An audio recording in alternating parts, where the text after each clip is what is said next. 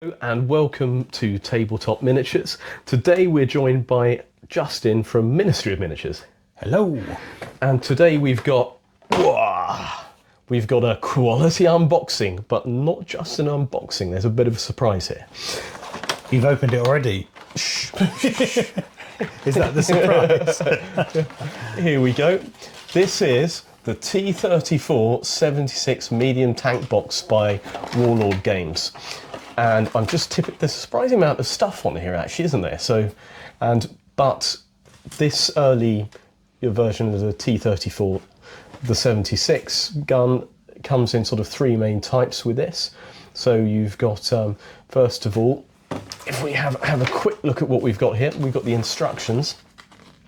This is a really nice, easy, basic, almost foolproof tank to put together. And what I really liked is that you can actually glue the tracks together and paint them separately, then put them on. Yeah, that's a good idea. And here we go. We've got three turret options here: the OBR 41, the OBR 42, and the OBR 43 here. That's a Stalingrad, almost sort of Uralmash type, but also there is actually a flame projector variant that you can put on the front of the tank here. Ooh. So yes, That's cheeky, isn't it? Exciting stuff. But here we go. So yeah, pretty simple. We've got the hull upper side here. We've got the base of a turret. We can only actually produce, unfortunately, there's only one of those, so you've got to pick between the three turrets there. There's actually some extra. I think there's some stowage somewhere on this kit. Oh yeah, here we go.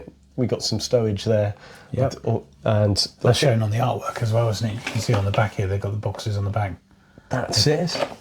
And then we've got another sprue here with the exhausts. These actually fit onto the flanks. That's the, I think there, that's the flame projector. That's the medium machine gun. There's a headlight here, but there's also a radio antenna. That's it. Yeah, words starting to fail me because I'm getting so excited here. And here we go. That's clearly the base, which you glue the top of the hull to. And no prizes for getting the wheels here. And tracks, yeah, I really like these. So Warlord, please, or Italieri or whoever, please continue producing tracks like this because they go together, they glue together really easily, and you can paint those black, spray them black. Do you know one of the things I like about this is I glue 2Ps or 1Ps, super glue them onto there, and then when I put it together, it just gives the whole tank a bit of weight. Oh, okay, because yeah, I mean, they are basically in a medium-sized wind. They go, Yeah. But because they're made from all plastic, they are quite light to pick up, aren't they? So by just super gluing some coins in there, they're going to stick, and it just gives that tank a little bit of weight. Yes, that's a good idea. And then here we have the card here. I think this one is actually for version 2, but we pretend it isn't. Ooh.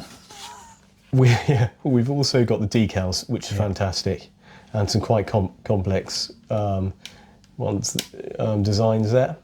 And thank you to Mirella S. I've never ever had a problem with a box Mirella has packed. So, Mr. Stallard, please give this lady an extra drink at Christmas.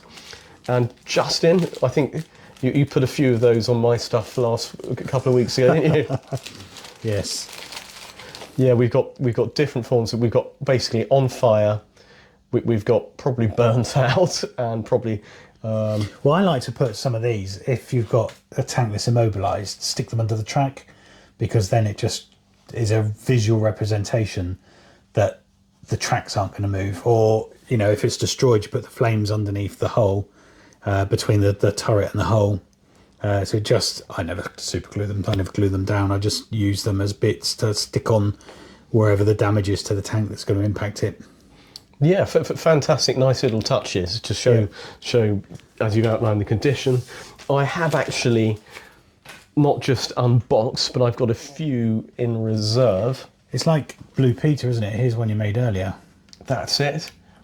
And I've used Vallejo, basically Russian green on this, and it's pretty simple, but I've used weathering powders to add a bit of depth to it. but I've also used sponges around the edges to give a bit of wear, so you've got the base metal coming through there. But yeah, it's a nice tank, and it's very easy to get up and running. But also, I've only actually assembled 2 turret versions here because, you know, I'm looking at Stalingrad and basically immediately after here. So, and I've actually got the commander here. Very nice. I've actually magnetised him, so I can switch commanders if I want, or just transport him separately. So you can see Very the nice. chap there, little round neodymium base. Be careful with those if you've got children, because you do not want them swallowing them.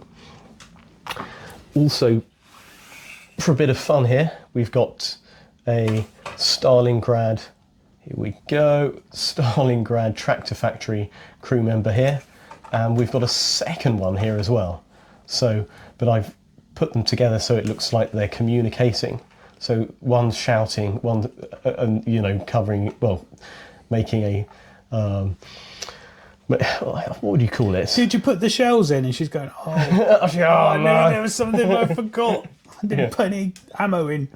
Yeah, so it's yeah, she's looking, she, that's all I can hear now. I can see that, but it's but also I put because they've literally just come out of the manufacturers there, I haven't got any damage to the tanks or any weathering, but what I have got is things like someone stubbed out a cigarette there, and there's coffee rings there on the top there that I've used neodymium magnets to do. So they've been working, the workers are literally driving these out of the factory, and you can see another coffee ring and a cigarette stub there where that's all happens.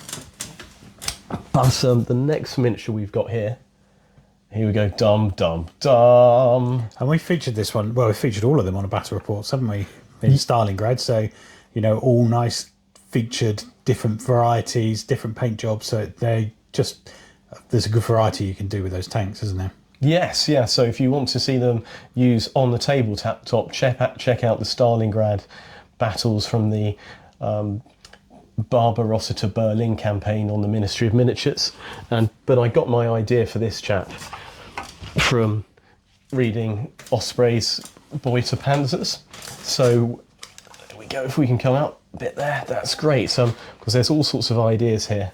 I mean, we can talk about this book on another occasion, but you can see where the Germans have basically captured French tanks and turned them into assault guns, or just re-equipped them with flame variants, etc. But yeah, there were a lot of captured T-34s. So yeah, that is the T-34-76 with a few modelling ideas. So I hope people appreciate it. If you know of any other versions, because I know the SS captured them and used them on the Eastern Front, and they may have been used in other capacities in other wars as well. But thank you for watching, and thank you to Justin of Ministry of Miniatures, where you can see a lot of these guys get blown to smithereens. Hey, steady, that was my tank.